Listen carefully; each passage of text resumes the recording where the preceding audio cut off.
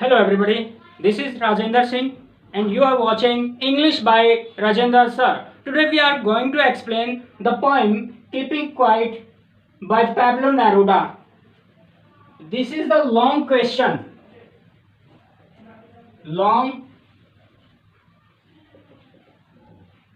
question or not. हाँ जी, पहले हमने पोएम का एक्सप्लेन किया था. आज हम लॉन्ग नोट यानी कि लॉन्ग क्वेश्चन को एक्सप्लेन करने जा रहे हैं. हाँ जी, तो स्टार्ट करते हैं. This is an anti war poem. यह एक एंटी वॉर पोएम है. कीपिंग क्वाइट युद्ध विरोधी कविता है. द पोएट स्ट्रेसेस, पोएट दबाव डालता है. प्रेजेंट इंडेफिनिट टेंस यूज हुआ है.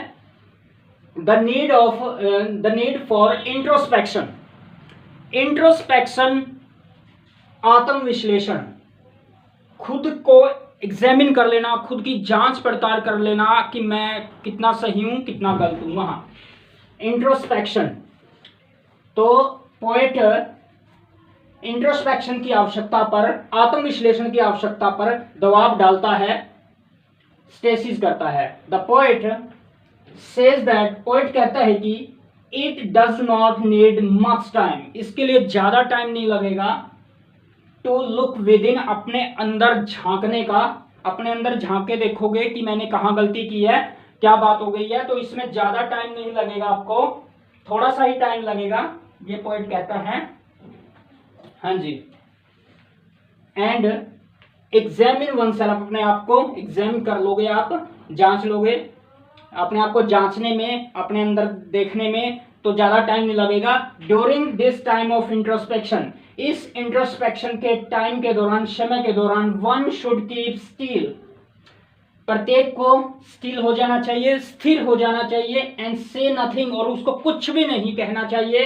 एट ऑल, आखिर कुछ भी नहीं कहना है. It will give him a strange feeling, ये उसको एक अजीब, विचित्र एक फीलिंग देगा.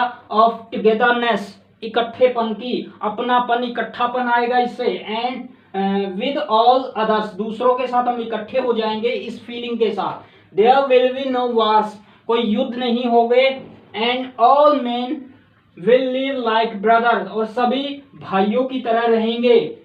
विल लिव लाइक ब्रदर्स, भाइयों की तरह, भाईचारा बना के रखना है. तो वही पॉइंट उस पे बात पे जोर देता है कि हम सभी भाइयों की तरह रहेंगे. The poet says that, poet कहता है कि हिज एडवोकेसी, उसकी वकालत, किसी के पक्ष में बोलना, एडवोकेसी ऑफ क्वाइटनेस. तो पोएट कहता है कि जो उसकी एडवोकेसी है, वकालत है, वो क्वाइटनेस, खामोशी, चुप्पी, और स्टिलनेस, स्थिरता की वकालत है. वो इसके बारे में बात करता है. शुड नॉट बी कंफ्यूज्ड, इस बात से कंफ्यूज मत होना. विद टोटल इनएक्टिविटी, कि पोएट कह रहा है कि आप टोटल, बिल्कुल पूर्ण रूप से इनएक्टिव हो जाएं, कोई भी काम ना करें. ऐसी पोएट की वकालत नहीं है. वो वकालत करता है क्वाइटनेस और स्टिलनेस की. It fact that what he says, in fact, शायद ये इनफैक्ट होना चाहिए, देखना भैया जल्दी से. इनफैक्ट, वास्तव में, इनफैक्ट वास्तव में, व्हाट ही सेज, जो भी वह कहता है, इज कंसर्न विद लाइफ, उसको लाइफ से कंसर्न किया गया है. हाँ, फिर यही तो मैं कह रहा था, ये बात होती है ध्यान से देखने की. तो जी यहाँ गलती से मुझसे इट हो गया था, तो जो वर्ड है उसकी मैचिंग नहीं हो रही थी. तो मैंने पिछले वीडियो में बताया था आपको, इसका ड्रॉबैक्स है, जो बोर्ड पे टीचर लिखता है वहाँ कई बार मिस्टेक हो जाती है. तो मैंने कई बार चेक किया, थोड़ी सी मिस्टेक रह गई थी, यहाँ सुधार कर दिया है. आपने भी ध्यान से क्वेश्चन उतारना है, लिखना है. हाँ जी. इनफैक्ट वास्तव में, व्हाट ही सेज, जो वह कहता है, इज कंसर्न विद लाइफ, तो वो कंसर्न, लाइफ से कंसर्न होना चाहिए, उसका लाइफ से संबंध है. नॉट विद डेथ, उससे डेथ से उसका कोई संबंध नहीं है. जो पोएट कहता है, क्या कहता है पोएट, खामोश हो जाइए, अपने आप को एक बार जांच लीजिए. तो पोएट का इस बात से संबंध है क्वाइटनेस, चुप्पी से, शांति से. मृत्यु के बारे में नहीं कहता है. द पोएट इलुस्ट्रेट्स, पोएट इलुस्ट्रेट करता है हिज पॉइंट, अपने पॉइंट को इंगित करता है, दर्शाता है, इशारा करता है by giving the example of the earth, धरती का एग्जाम्पल देकर।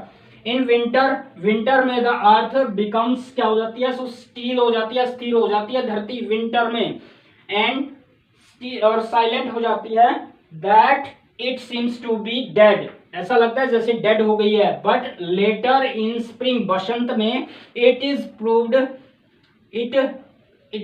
दैट इट इज अलिव, ये जिंदा है। कब प्रतीत होती है, लेटर बाद में, स्प्रिंग में, बसंत में, जब बसंत में पेड़ों पर हरियाली आ जाती है, फूल आ जाते हैं, तो ऐसा लगता है कि धरती पर धरती पर जीवन है, वरना तो डेड सी प्रतीत होती है।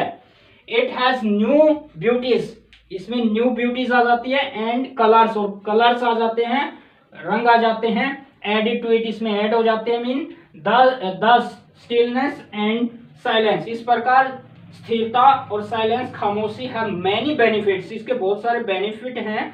जब हम भाग दौड़ की दुनिया में ये देख ही नहीं पाते हैं कि क्या गलती होगी हमसे, क्या नहीं है, अपने आप को एग्जामिन नहीं कर पाते हैं। अपने आप को एग्जामिन कर लेने से हम लाइफ में सफल होते हैं, हमें पता चल जाता है कि गलतियां कहाँ हो रही हैं, तो उन गलतियों पे ध्यान देकर तो हम लाइफ को आगे बढ़ाते हैं।